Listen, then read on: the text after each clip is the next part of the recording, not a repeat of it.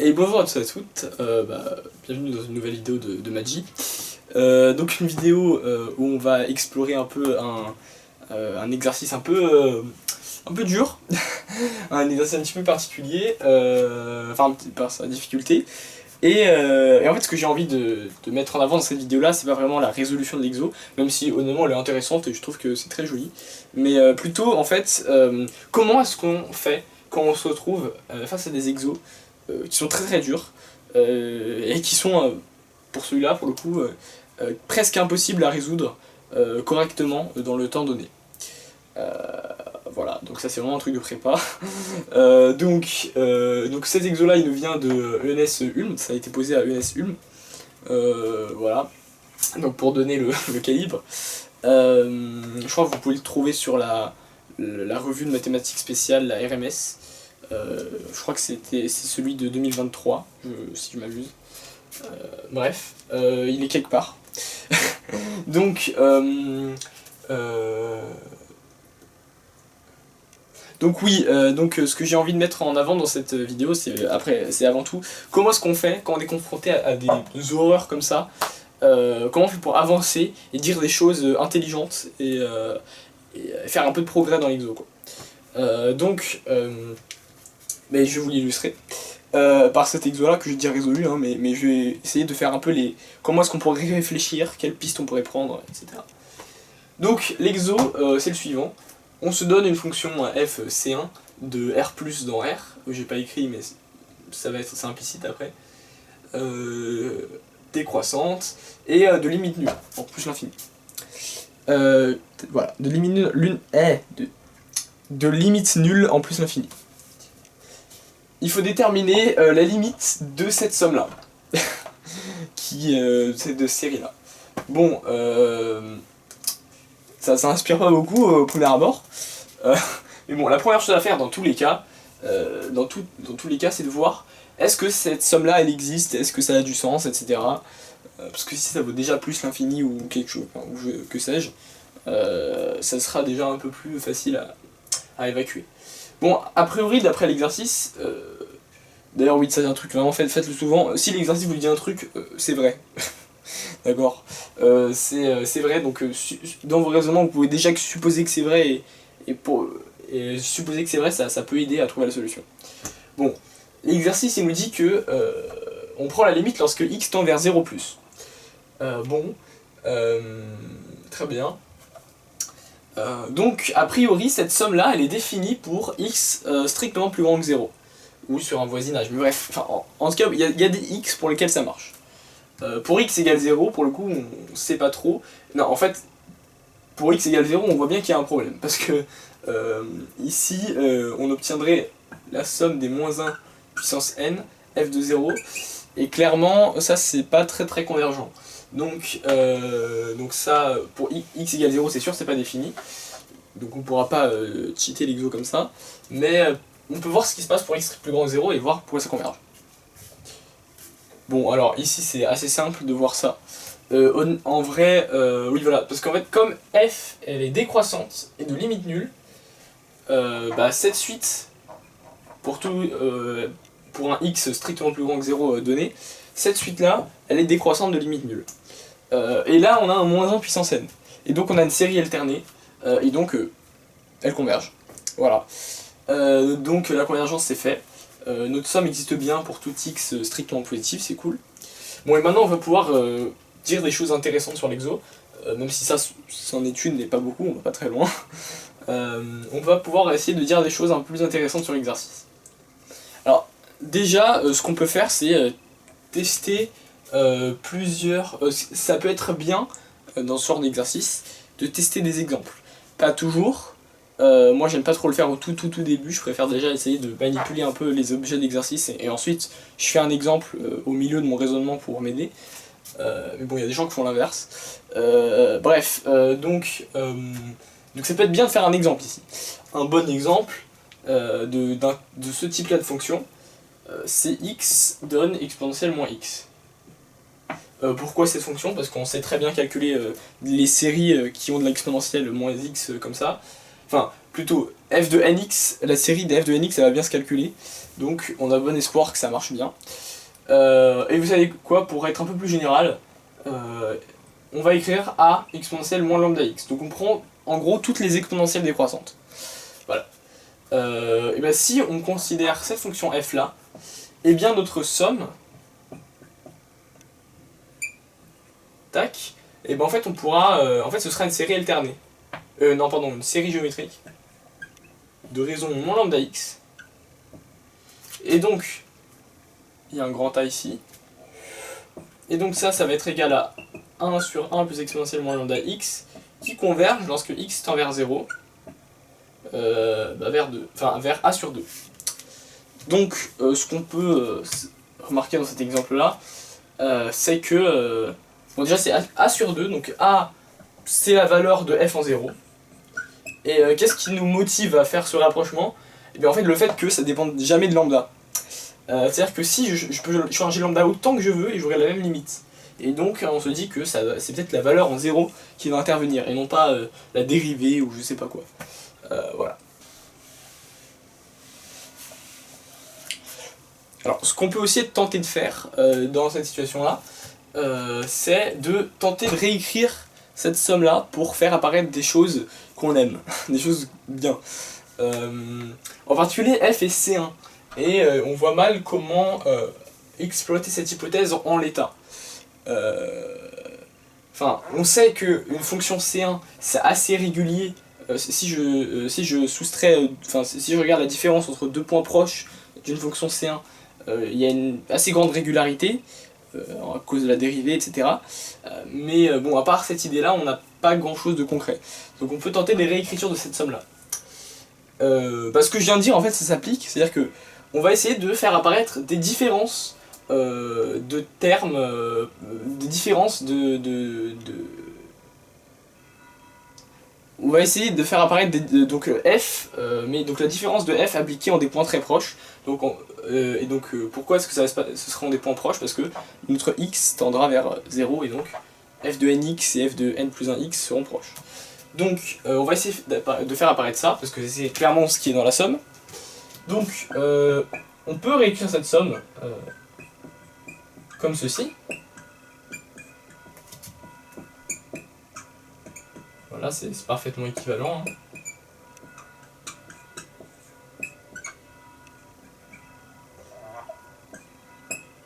Alors par contre on ne peut pas séparer les séries, hein, malheureusement on ne sait pas si ça converge ou pas. Mais c'est pas grave, on peut quand même réécrire l'intérieur de la somme comme ça. Ok. Ok, parfait. Et puis, qu'est-ce qu'on va remarquer ici? On va remarquer que, alors, ça, c'est une différence comme ça, pour une fonction C1, on sait majorer ça, déjà. Par exemple, avec c'est le théorème des accroissements finis, je crois, qui nous dit ça.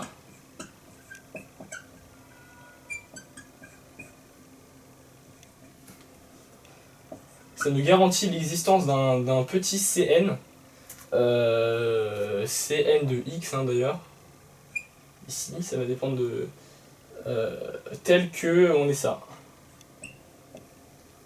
Voilà, donc le théorème donc Cn de x il est compris entre 2nx et 2n plus 1x. Ok. Donc on a cette inégalité là. Pour des fonctions C1 donc voilà, mais bon cette inégalité on voit qu'elle est pas très pratique, ça va pas l'air d'être une piste intéressante en tout cas pour commencer, pour établir la limite parce que pour l'instant je rappelle qu'on n'a aucune idée. Et que ce serait bien de trouver la limite avant d'en faire une preuve rigoureuse, hein. Donc ça n'a pas l'air d'être très utile, donc on va abandonner cette piste là parce qu'elle a pas l'air, en fait le CNX il est chiant parce qu'on sait pas trop où il est, on sait pas trop quelle tête il a, ça dépend de n et de x, c'est un petit peu compliqué, donc cette piste là pour l'instant on va l'évacuer, on pourra y revenir peut-être dans la preuve. Mais en tout cas, ce qu'on peut remarquer également, c'est que c'est se souvenir du théorème fondamental de l'analyse, qui nous dit que, qui nous dit ceci en fait.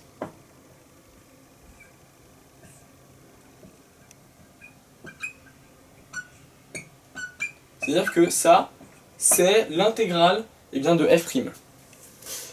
Ok. Que cette différence-là, c'est l'intégrale de f' entre 2nx et 2n plus 1x. Ok. Et là, on va faire jouer un peu de visualisation, quelque chose qui est très important dans ce type d'exo aussi. On va faire jouer un peu de notre visualisation pour essayer de voir qu'est-ce qui est en train de se passer et qu'est-ce qui se passe quand x tend vers 0, qui rend le truc compliqué. Bon, alors là on est en train de sommer des petits bouts, des petits intervalles qui vont de pair à impair, et donc de largeur x. Et donc on est en train d'intégrer f sur tous ces petits sur tous ces petits intervalles là. Donc si je fais un dessin, la région sur laquelle on intègre, c'est quelque chose comme ça.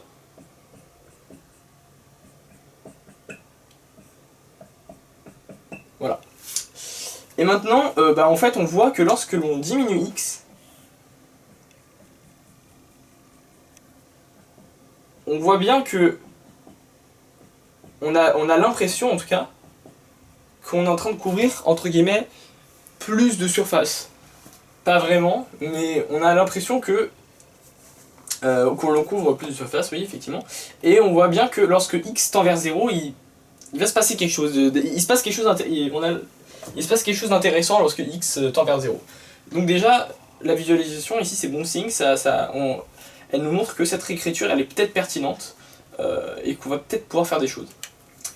Donc en fait, sachant donc que lorsque l'on diminue x, on intègre sur des intervalles qui ont l'air de couvrir de plus en plus R, mais pas vraiment parce qu'il y a quand même des trous, et ben en fait on peut, à partir de là, conjecturer plusieurs limites possibles. Soit la limite ça va être 0, parce qu'en fait on pourrait se dire ah oui mais les intervalles sur lesquels on intègre ils deviennent tellement petits que en fait on intègre sur plus rien du tout. Pourquoi pas, on peut envisager ça. Soit ça donne l'intégrale sur R+ de f' de t. Là aussi c'est un peu le même raisonnement. Ah mais les intervalles sur lesquels on n'intègre pas deviennent tellement petits que du coup en fait on intègre surtout R+. Pourquoi pas. Et enfin on peut se dire que c'est 1/2 de R+, de l'intégrale sur R+. Et là encore, c'est encore une fois un argument un peu heuristique basé sur un peu le schéma. C'est-à-dire qu'on se dit, ah oui mais quand même, à chaque étape, on a l'impression d'intégrer exactement la moitié de R+. Enfin je sais pas si vous voyez, mais en gros, ça nous fait, on a séparé R+, en deux intervalles qui ont un peu la même longueur, entre guillemets, qui ont un peu le même poids. Donc peut-être que ce serait 1/2 parce que du coup on n'intègre pas la moitié. Bon alors, donc si on a pu faire si on a pu tenir ce raisonnement jusqu'à là, comment est-ce qu'on distingue ces trois limites possibles? Eh bien en fait on peut raisonner un peu par déjà par symétrie. Parce que là on est en train de considérer seulement donc, ces zones assurées là. Donc ça c'est les zones qu'on est en train d'intégrer. Mais rien ne nous empêche de considérer les autres zones que je vais pointiller. Et se dire, ah mais qu'est-ce qui se passerait si on intégrait sur cette zone? Donc en gros, qu'en est-il de la limite lorsque n tend vers 0 de ce truc là,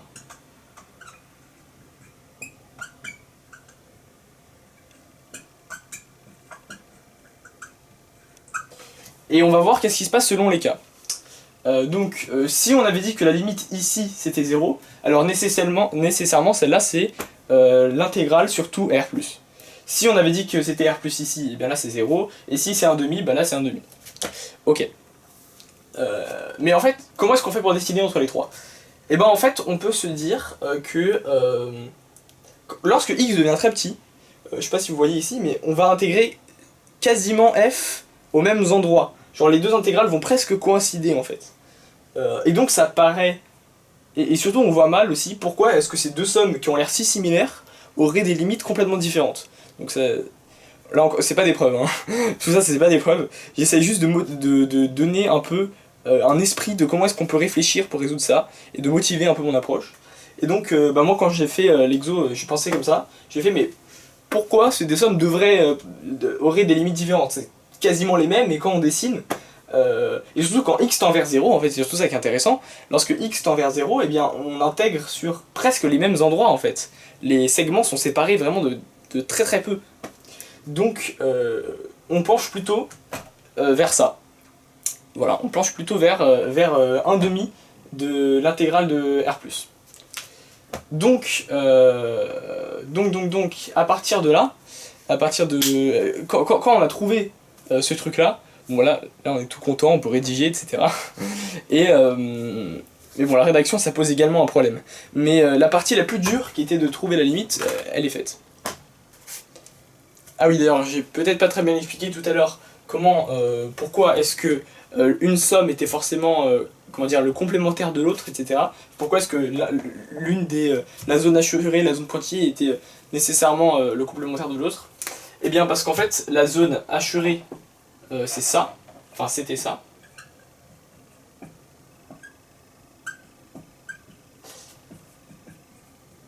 Et la zone pointillée, c'était ça.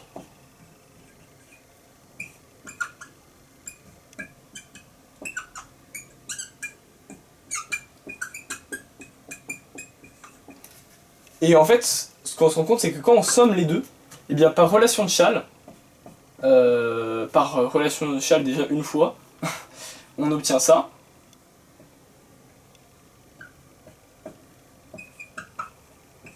Et une deuxième fois, on obtient toute l'intégrale. Et c'est pour ça que si l'une vaut 0, l'autre vaut toute l'intégrale sur tout R+.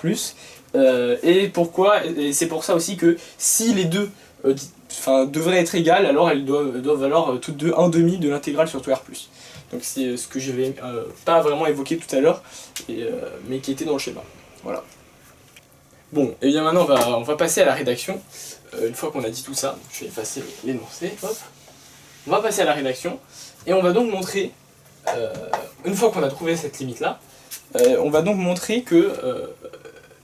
donc on va montrer que... Alors, on va appeler G... G, on va appeler G ce truc-là, là.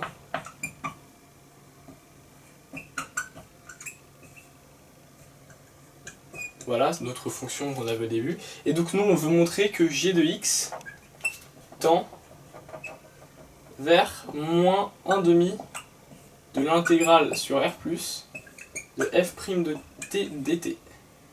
Et en fait ça, si on fait le calcul rapidement, comme f est de limite nulle, ça va nous donner, donc ça c'est f de x en plus l'infini et en 0. Comme f est de limite nulle, ça nous donne juste f de 0 sur 2. Et c'est bien compatible avec les résultats les petits exemples qu'on avait testés avant. Donc effectivement, ça, on aurait pu aussi trouver intuiter les résultats par ce bout-là. Même si la méthode, enfin la motivation, comment dire, le cheminement que j'ai fait permet un peu plus de trouver un début de preuve. Voilà. Donc en gros, on va montrer que G de X tend vers ça, mais par l'intermédiaire de ça, parce que donc on a fait tous les calculs comme ça, et ça a l'air de bien marcher. Donc on va faire la rédaction. On va montrer que ça converge donc par t epsilon, parce que c'est horrible, G est horrible, la limite est horrible, donc il n'y a pas beaucoup de choses à faire honnêtement. Voilà. Et donc, ok, on va se donner epsilon plus grand que 0, et on va regarder donc G de X moins, donc on avait dit 1,5 de l'intégrale sur R+, de f' de t dt. Ok. Donc, alors ça, par les calculs précédents, ça va nous donner... alors, donc, on va se donner un x au pif, et puis ensuite on va le rapprocher de 0. Donc ça va nous donner, par les calculs précédents, la somme pour n plus grand que 0, moins... et donc là il y a un plus par contre. Donc ça c'est la somme de 2nx à 2n plus 1 x f' de t, tt, plus 1 demi de l'intégrale. Tac. Ok. Sauf que donc cette intégrale là, on va l'écrire sous forme de somme, histoire de pouvoir comparer un peu mieux les deux. Donc, ok. On va l'écrire sous forme de somme en faisant une première relation de Chasles pour créer des tranches de 2n à 2n plus 2x et une deuxième pour séparer 2nx à 2n plus 2x en 2nx, 2n plus 1x, 2n plus 1x, 2n plus 2x. Voilà. Donc on va faire ça. Et donc le résultat de ce calcul à la fin, ça nous donne moins 1 demi de ça, plus 1 demi de ça.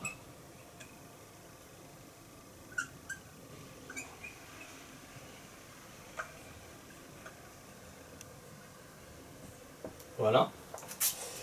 Ok.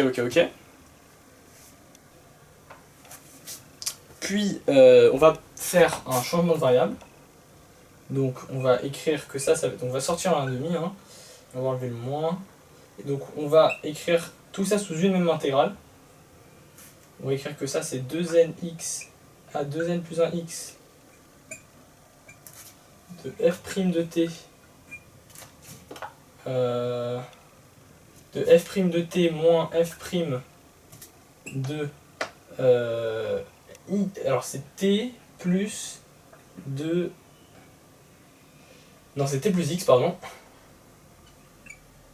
t plus, oui c'est ça, c'est t plus x, voilà.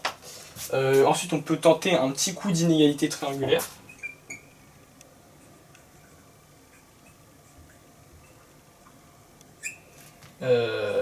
Ok.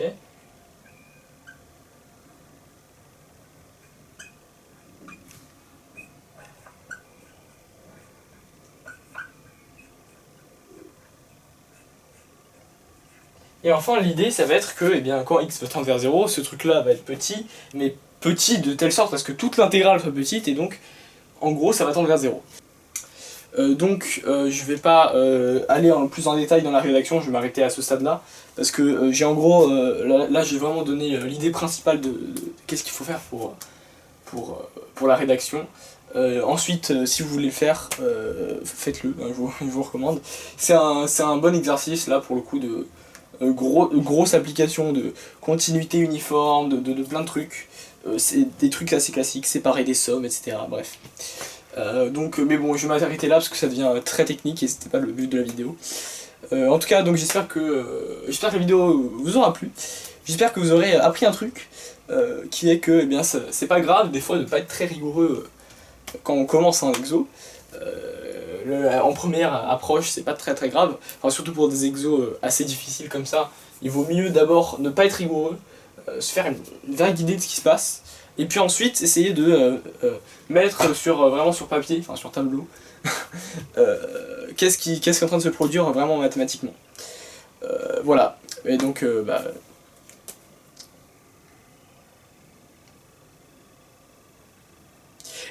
j'espère que la vidéo vous aura plu. Et je vous dis juste. Voilà, donc j'espère que la vidéo vous aura plu. C'était Madji. Merci d'avoir regardé.